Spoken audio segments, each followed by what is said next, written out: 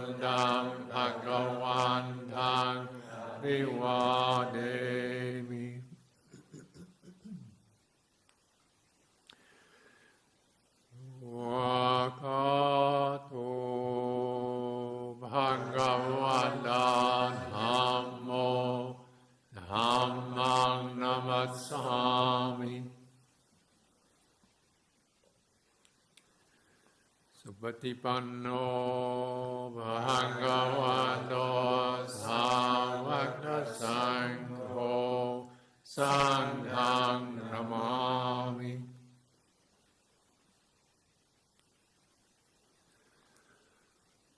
Annamayam buddhassa bhagavato apupapakanamakaraṁ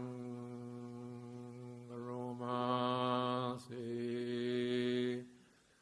Namo tassa bhagavato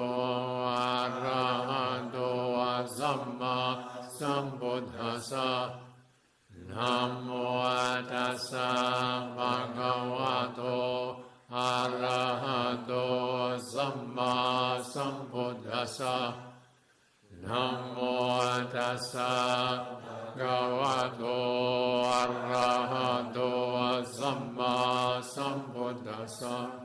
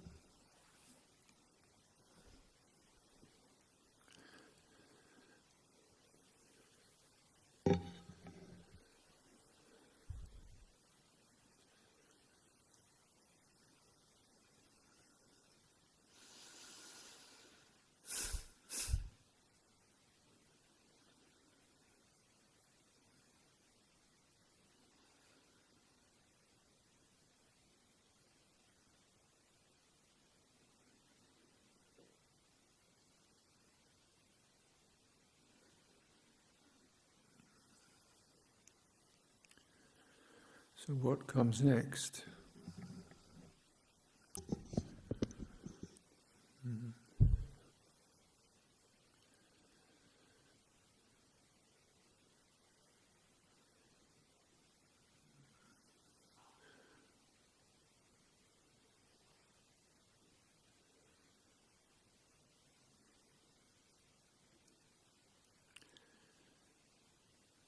So we're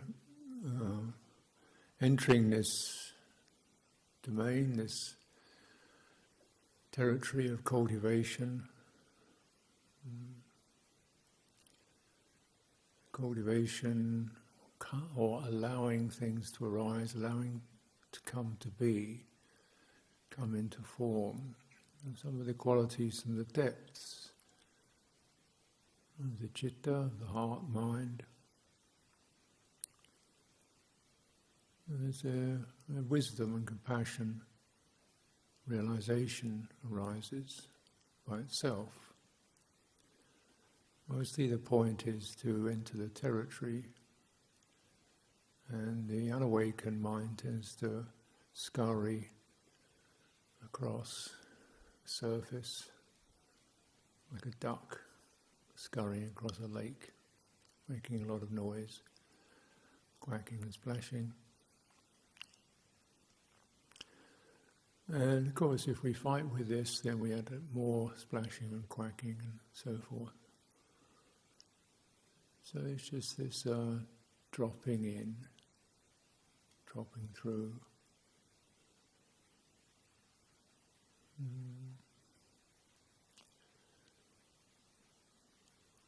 So we tend to just gently arrest the mind's rushing forward, intentions, plans. Just gently arrest that. And the question, well, what's next? We don't know what's next. Good. The unknowing. And that can bring us up a sense of hurry up and get something in there, fill up the space. Okay, that's what came next. What it could be, I don't know what to do, what I'm supposed to do. Okay, that comes next. What it could be, right, now's the time to really get on and do something. Could be that, urgency. Or it could be we just linger in that openness that the question generates. Because we don't actually know. Do we have to fill it up?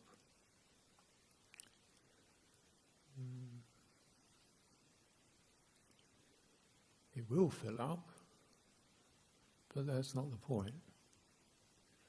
That's just more movements across the surface, and perhaps at this time we can just work against that. It doesn't have to be an answer.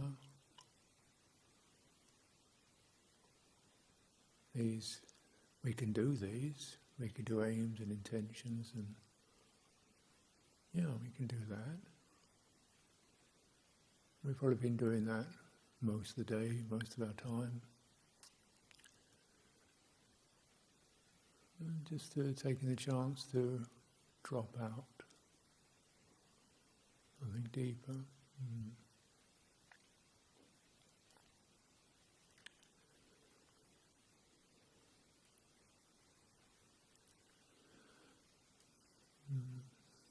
So this is a special occasion. We often mark this with chanting, Buddhas, images, whatever brings that to mind, recognizing, hey, this, you're not kind of in your normal outfit, your normal track. And that's these Buddhas and sacred images, they're not going anywhere. They're not aiming for anything, they're steady, they're still. But they're opening. They remind us of opening. Rather than going forwards, running around, figuring things out, just opening.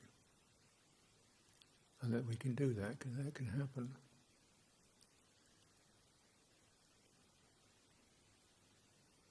Rather like a coiled spring, when you release it, it opens.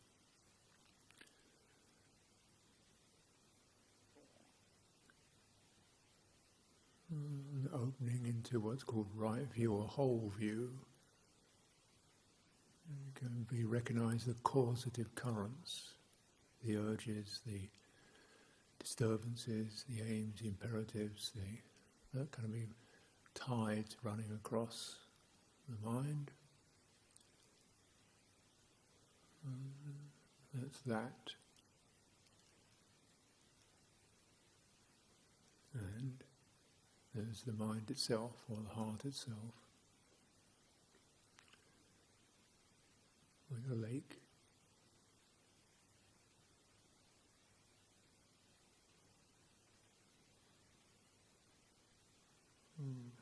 What is that? Openness, that sensitivity, that lucidity and reflectiveness. What is that? How does it feel?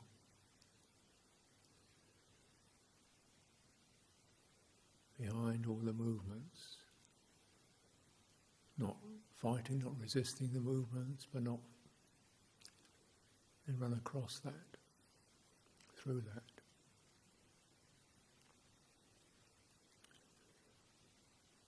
And sustaining this perspective, because with this we can get a view. Where do these go? Aims and intentions, thoughts, plans, strategies, concerns, how many of them go anywhere fruitful, or many of them just scurry and rankle with themselves.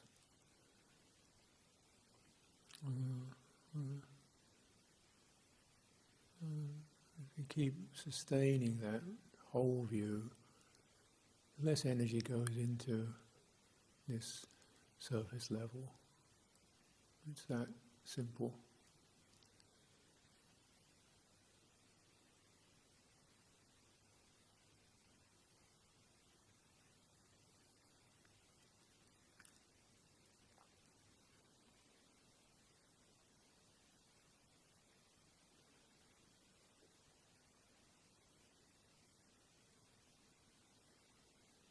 When you get the whole sense of that, you recognize a particular kind of attention,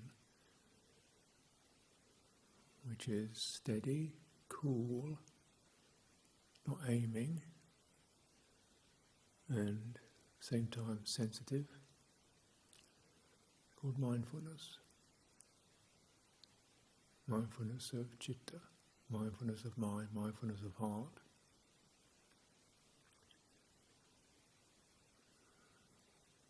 Mindfulness, this is mind, this is the territory.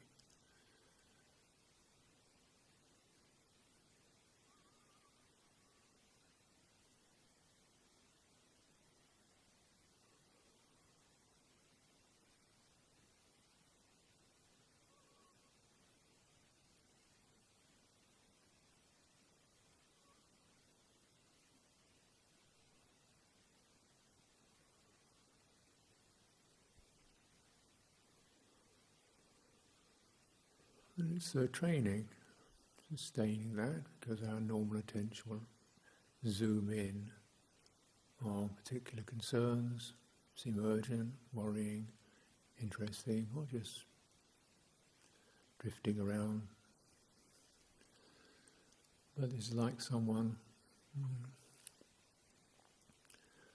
who looks into a river, sees all the leaves and the empty bottles and things floating down the stream, and doesn't notice the river. And just getting caught up in the details. You see the river, something kind of calm, dispassionate about that.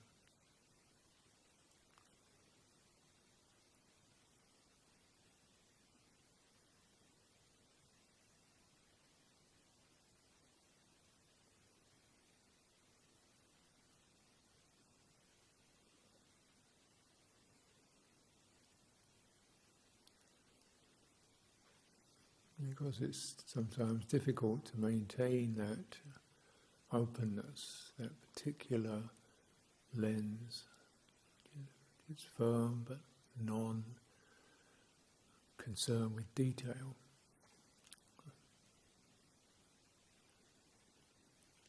And so we just invite the body in. And by this we mean the sense of there being a body. How do you know you have a body? Some firmness, some warmth. Very fundamental sense. Again, don't go into the detail, it's just a sense of there's a body here.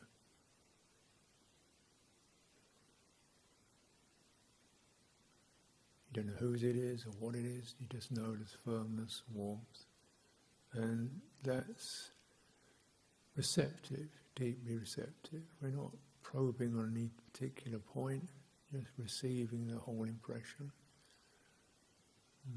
So there's both the firmness of the boundary, body, just this, and the sensitivity feels like this. This acts for a good support for mindfulness.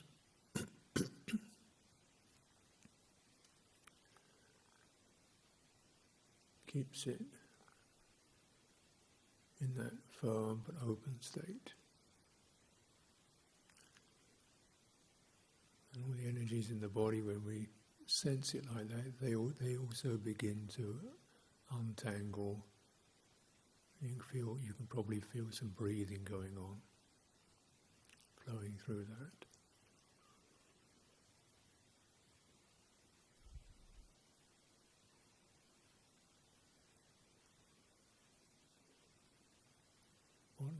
What next? It doesn't have to be anything next.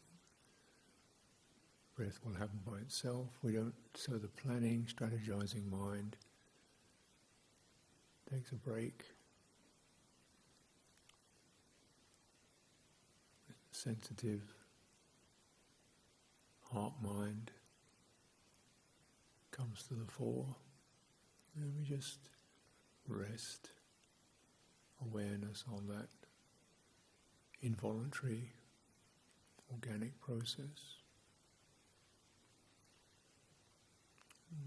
Spacious and but not spaced out.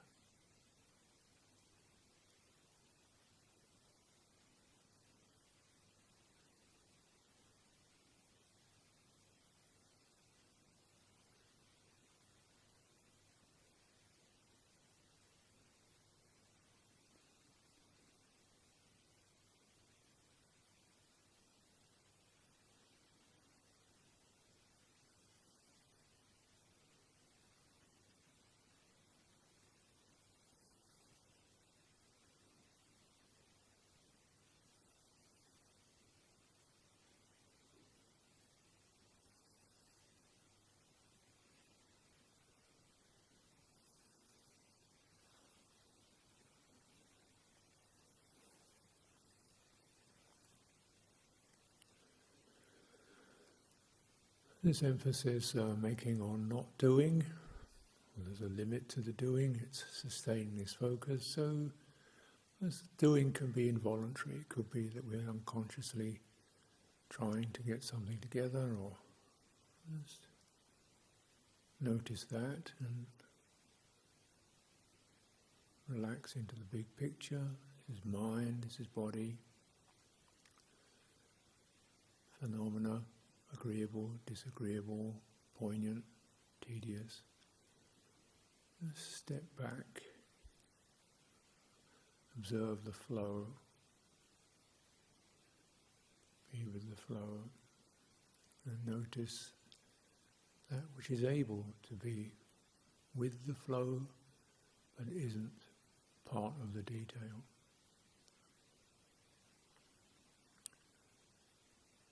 Relax in your face,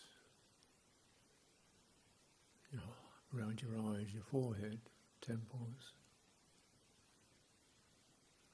Relax in your shoulders, areas you might be unconsciously holding without even realizing it.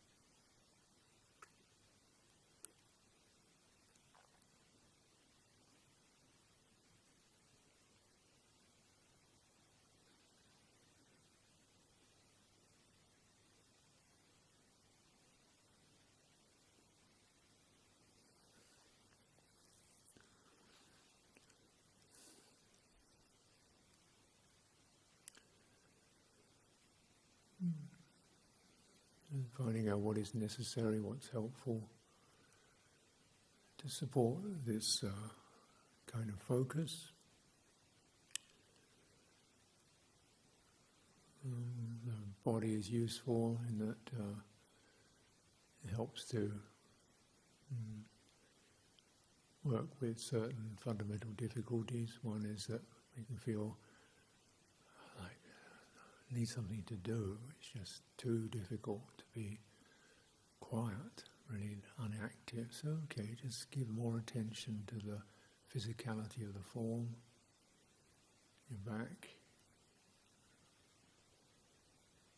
your arms, your fingers, the whole thing. It's as if you're, trying to feel it out. And then how the breathing happens, sensing the body as a living entity, just like some creature walked in. You don't know what it is, but you feel out the textures, the earthiness, the warmth, the fluidities of it all. Something to get the attention to get some traction on.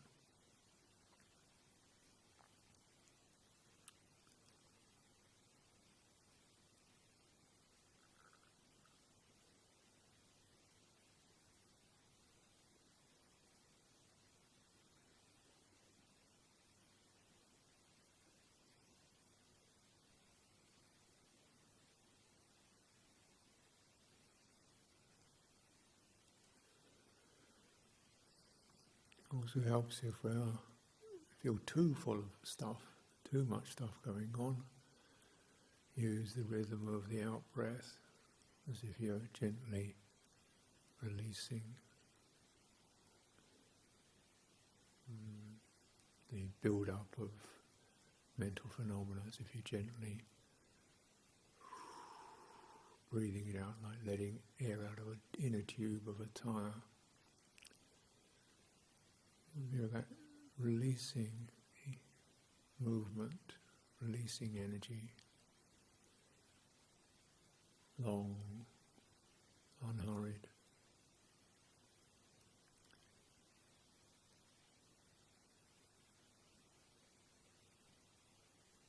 And feeling dull, foggy, focus on the rising of the in-breath, particularly the point when it reaches its peak, lifting in your body.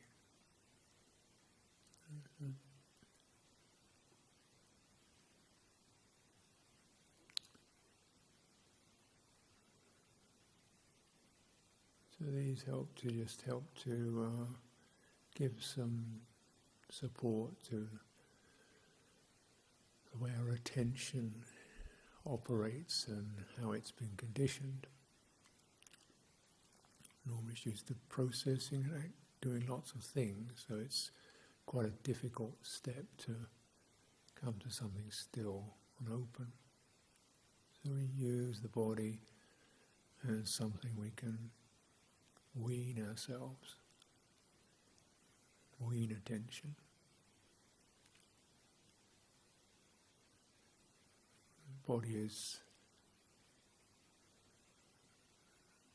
there, it's accessible, energies, something that the attention can get some grip on, but spacious enough to allow the processes of breathing and feeling to move through it. Acts as a primary support for mindfulness.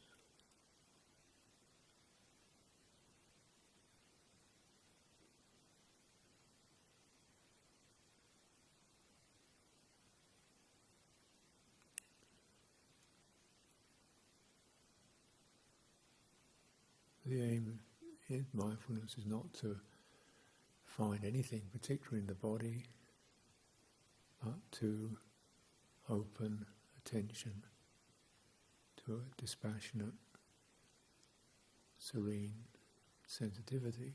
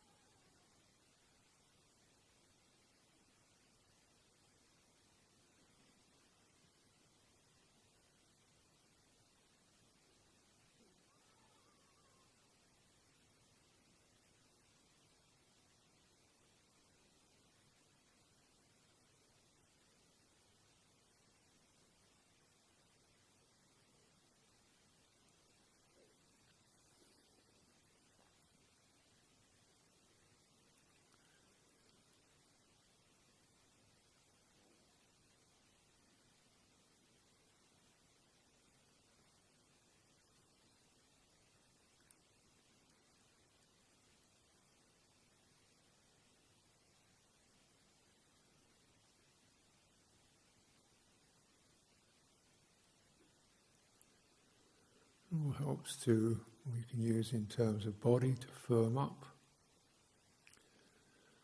mindfulness so it doesn't stutter or flicker. It's following a process such as a breath from its beginning to its ending, to the pause after the breath has passed, to the moment of the next breath arising, moment when that fades out, through to the inhalation, through to the exhalation. Getting through to the beginnings and endings, or apparent beginnings and endings of phenomena. Of course, your sati, mindfulness, can flicker, waver, particularly give a little bit more application to the endings. Let it flow, and then give a little more focus on that point when you sense your breath is finishing, and the point at which it begins.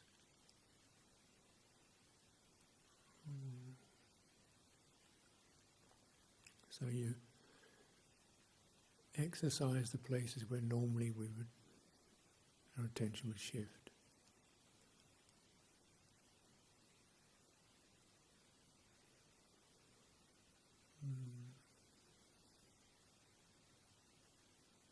What happens? What's it like when nothing's happening for that half second?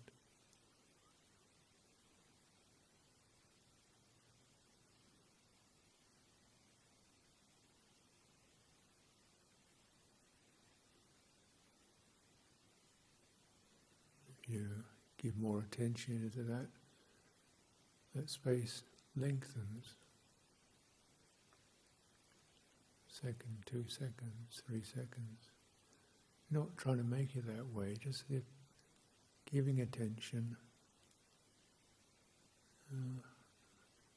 General momentum of energy slows down.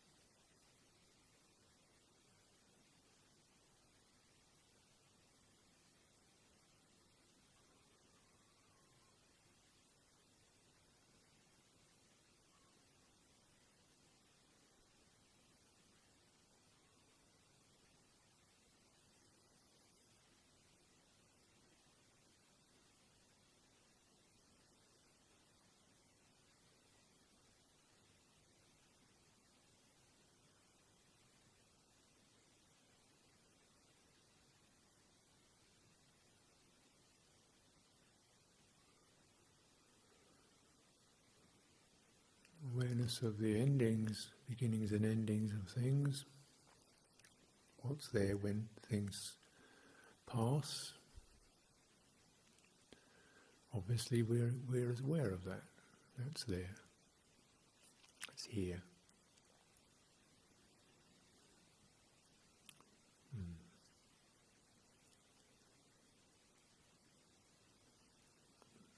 That sensitivity, that receptivity.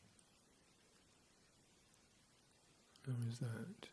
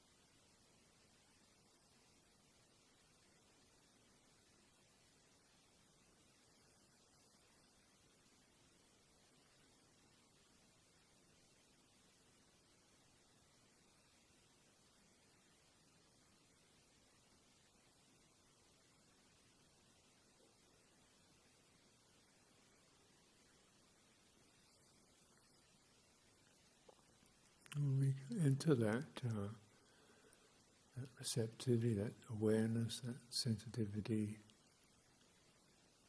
We're going to clear some of the surface involvements.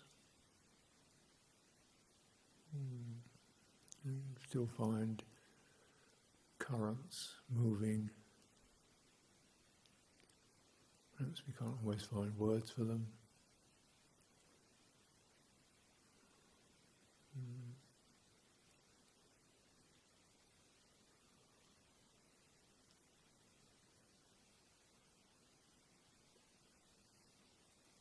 Pulling, pushing, shifting, welling up.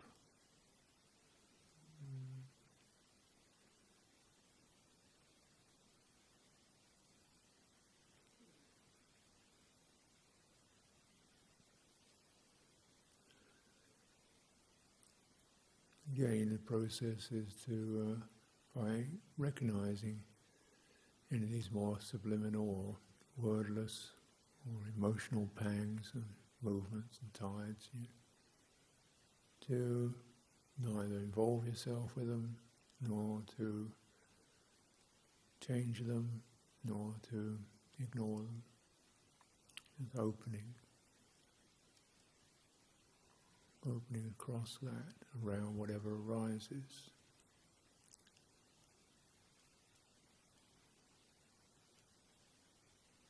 Welling up, the sinking, the shifting, the agitating, even before it gains words.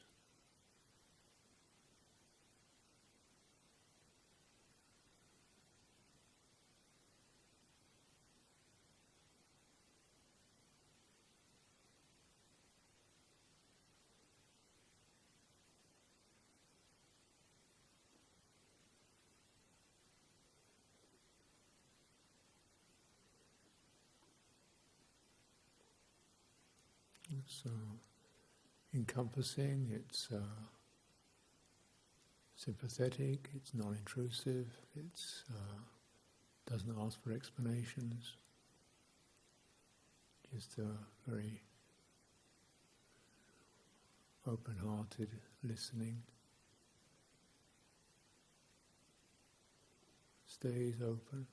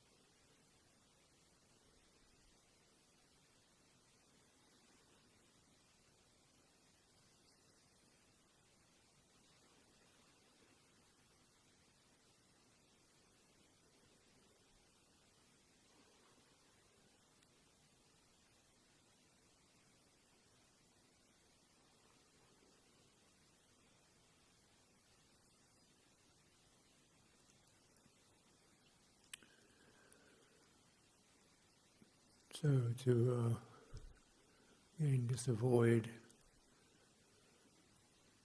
getting attention going to surface details, which is the normal habit. If we release that with some guidance and some embodiment, attention will drop or rest at a deeper level. We're into some of the fundamental currents and tides of our hearts and minds, and reaching out for things, resisting, trying to form something, hold something, or just drift off altogether. All of that, any of that. Name it, notice it, widen attention, settle, Just keep terminating the narratives that come out of that. Resting on the source. And that quality of resting has its own remedial attributes.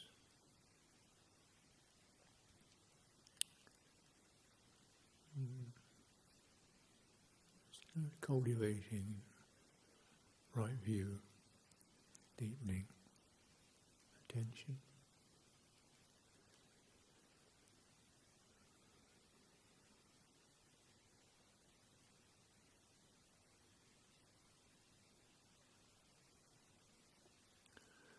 So in this way, these periods of meditation are like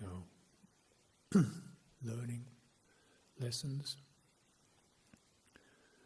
You unhook from the surface, go into the depths and begin to understand some of the currents, what they feel like and what they bring up and how they shape our dispositions. It's rather like getting to the source. So, for example, someone doesn't really cultivate like this. It's like someone who's in a say you're in a forest and you see a herd of deer, and you see them all, ears are flapping and they're looking a bit edgy and they start moving away. You think, oh, look at that. You don't notice that there's a tiger behind you. And you're getting lost in why are the deer moving that way? Why are they looking like that? Yeah. Or it's like someone who sees tendrils of smoke and looks at the interesting patterns of smoke is making and say, that's because there's a fire behind you. You just drop back into what's the source of all that movements. And it's a different kind of attention, it's deeply receptive. And we find that this source. How do you meet that? You widen your attention, steady. And there's a calming effect by itself. Clarifying something, can stop.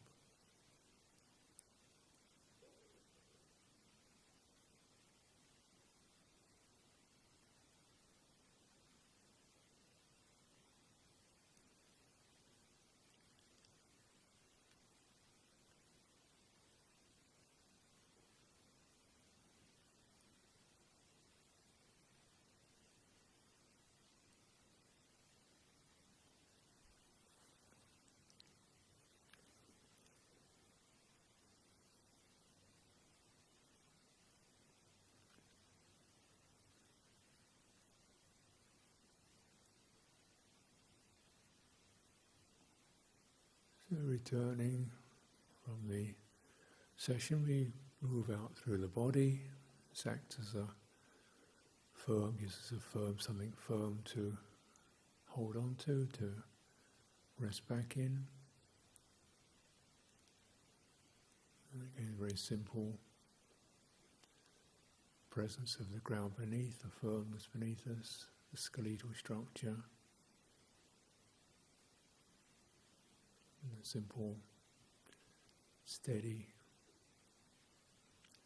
upright form.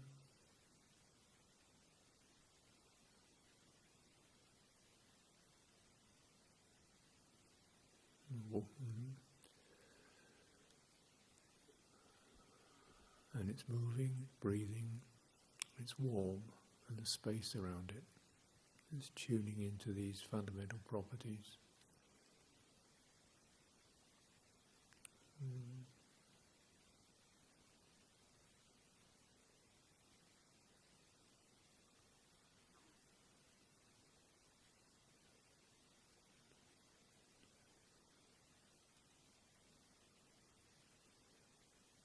So when we open our eyes, we have something that keeps us steady while the contact arises, and our attention tends to dart out, to rush out. They're just holding it on the form of the body, and as if you're just letting light come in without moving. Just let the light come in as you open your eyes and maintain the steadiness. So you have a guide.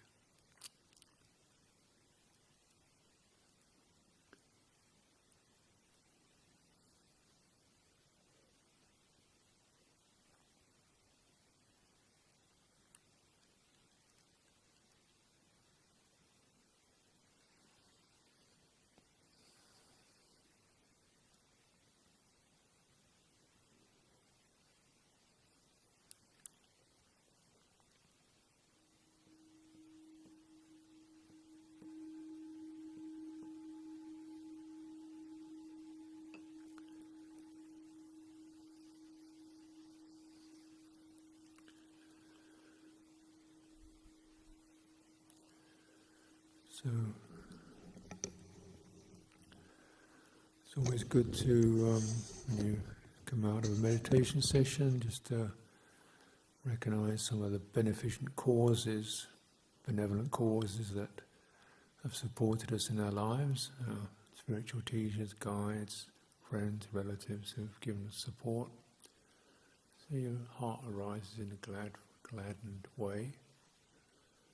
And so this evening we're just going to mention Thanajan Anand, who's a renowned meditation master in Thailand, who's helped thousands of people practice, established training and monasteries, and great benefit to the world. So it's beautiful to remember, even if you don't know him, just notice there are these lights in a world of smoke and chaos. Be gladdened by that.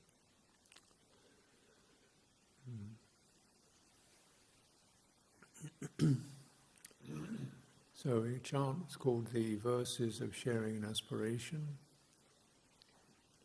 I think you find it in your books. English or Pali? English. So page 33 of the dark brown volume.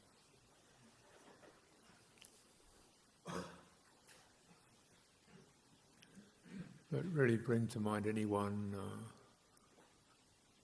who you hold in that light.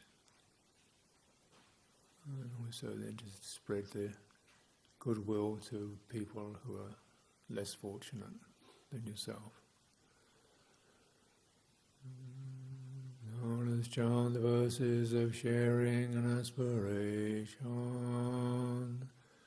Through the goodness that arises from my practice, may my spiritual teachers and guides of great virtue, my mother, my father, and my relatives, the sun and the moon, and all virtuous leaders of the world, may the highest gods and evil forces, celestial beings, guardian spirits of the earth, and the Lord of death, may those who are friendly, indifferent, or hostile, may all beings receive the blessings of my life. May they soon attain the threefold bliss and realize the deathless.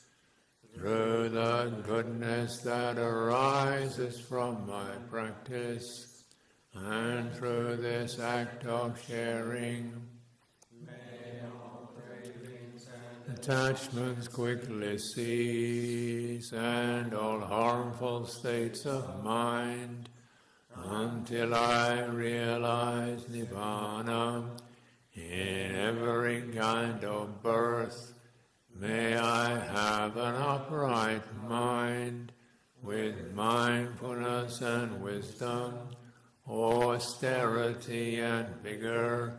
May the forces of delusion not take hold, nor weaken my resolve. The Buddha is my excellent refuge. Unsurpassed is the protection of the Dhamma. The solitary Buddha is my noble guide. The Sangha is my supreme support. Through the supreme power of all these, may darkness and delusion be dispelled.